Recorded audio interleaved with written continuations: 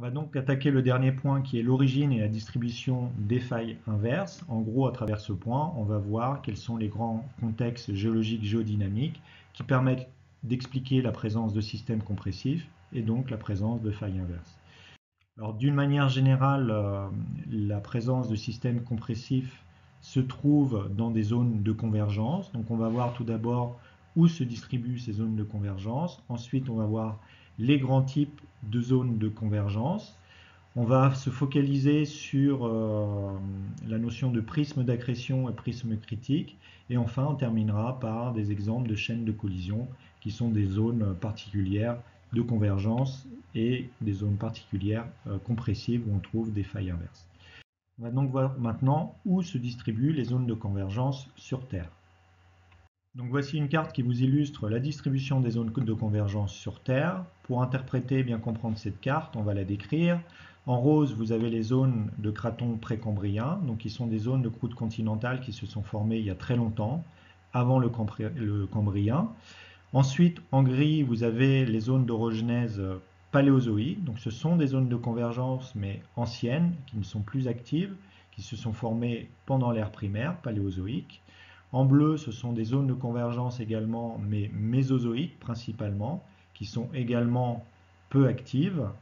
Et puis, les zones de convergence récentes, cénozoïques et actives, ce sont toutes les zones hachurées en noir. Et vous pouvez voir que toutes ces zones de convergence actives ou récentes se trouvent le long des marges actives aux limites de plaques, donc notamment tout autour du pourtour du Pacifique, ici, là, avec toutes les marges actives associées à la subduction de la plaque pacifique sous la plaque américaine et sud-américaine.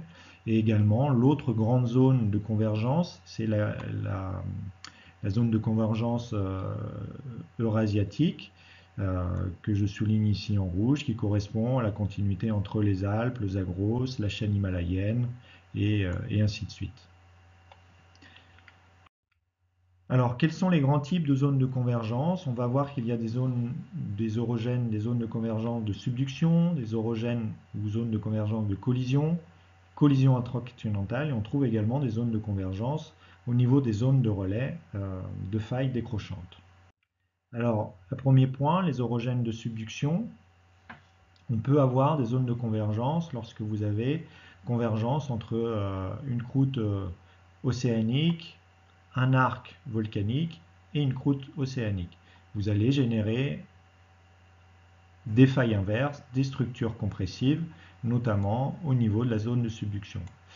On peut avoir le même genre de système, cette fois lorsque vous avez une convergence entre une croûte continentale, un arc et puis une croûte océanique. Vous allez générer des systèmes compressifs, là aussi au niveau principalement de la zone de subduction, néanmoins pas que, mais c'est l'endroit principal où vous allez avoir ces structures compressives. La deuxième grande famille de zones de convergence, eh bien, c'est les orogènes de collision. Donc par exemple, vous pouvez avoir la collision entre un continent et un arc. Donc là, sur ce schéma, vous avez ici à gauche, il faut imaginer la zone de subduction qui se poursuit et l'ensemble de l'arc qui va venir en collision avec le continent qui est là. Donc ça, c'est un premier cas de figure. Et le deuxième cas de figure, c'est les zones de collision continent-continent. Donc un des plus beaux exemples, c'est la collision entre le continent asiatique et le continent indien qui a mené la formation de la chaîne himalayenne, entre autres. Enfin, il existe un autre type de grande zone orogénique qu'on appelle les orogènes intracontinentales. La particularité de ces orogènes-là, c'est qu'elles ne se forment pas aux limites de plaques, elles se forment à l'intérieur des plaques, à l'intérieur des continents. Alors pour preuve, si on regarde une carte topographique d'Asie, on s'aperçoit qu'il y a un certain nombre de grands reliefs, reliefs dont on a déjà parlé, qui sont par exemple la chaîne himalayenne et le plateau du Tibet. Donc ça, ces reliefs-là sont liés à la collision entre l'Inde, qui remonte à peu près à 4,5 cm par an vers le nord.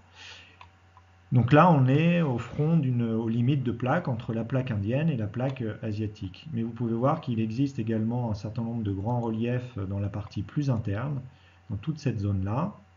Donc comment on explique ces reliefs? À cet endroit-là, on n'a pas des grandes limites de plaques qui peuvent expliquer la formation de ces reliefs.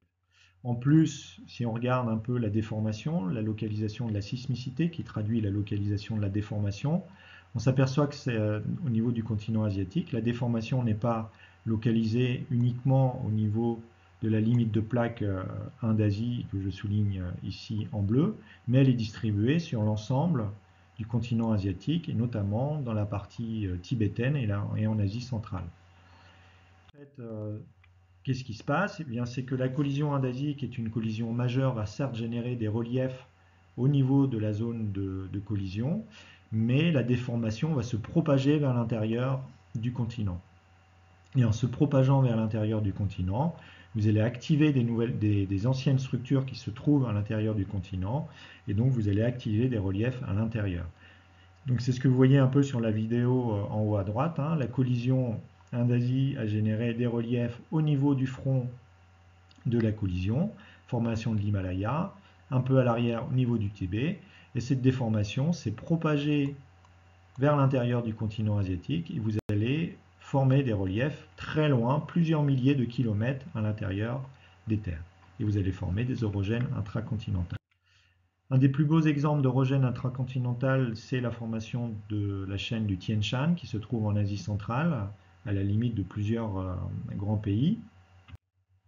Donc si on regarde une carte en relief de cette chaîne de montagnes, voilà à quoi ça ressemble. Et vous avez en fait des sommets très importants un peu partout le long de cette chaîne de montagnes. Si on regarde dans la partie chinoise à l'est, donc au niveau du carré rouge, vous avez des sommets qui peuvent atteindre plus de 5000 mètres d'altitude, donc c'est supérieur aux Alpes. Même si on est 2000 km au nord du moteur de la déformation qui est la collision Inde-Asie, on arrive quand même à générer des reliefs qui sont supérieurs à ceux des Alpes.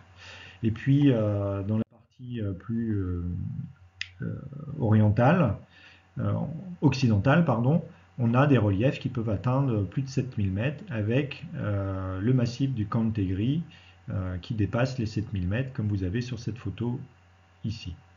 Donc des reliefs très importants qui témoignent d'une déformation très importante, déformation qui est intracontinentale, qui est loin d'une zone de convergence majeure entre deux plaques tectoniques différentes.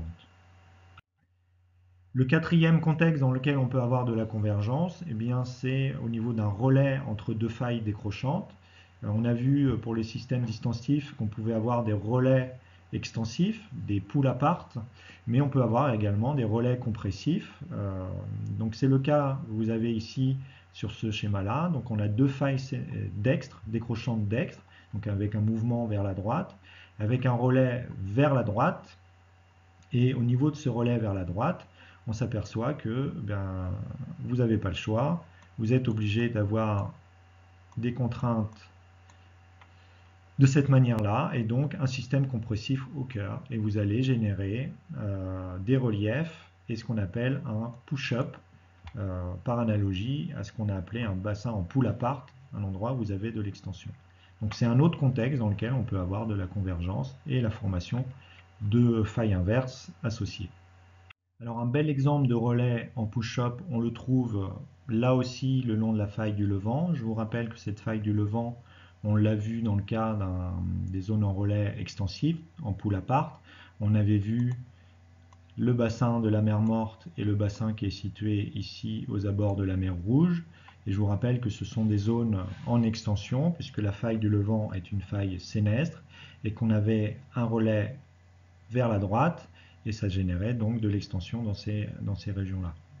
Sur l'image satellite, la faille du Levant, elle est ici, et on s'aperçoit que plus au nord, elle a un relais vers la gauche, que vous avez ici. Donc on va zoomer dans cette région-là, et regarder un peu les structures, et on s'aperçoit dans cette région-là que vous avez une série de plis, une série de failles inverses, que vous avez ici sur... par exemple ici là, des structures inverses, et puis surtout on a des reliefs qui se forment, qui montrent bien que globalement ici, on est dans une zone en compression associée au mouvement sénestre sur la faille, la grande faille du Levant.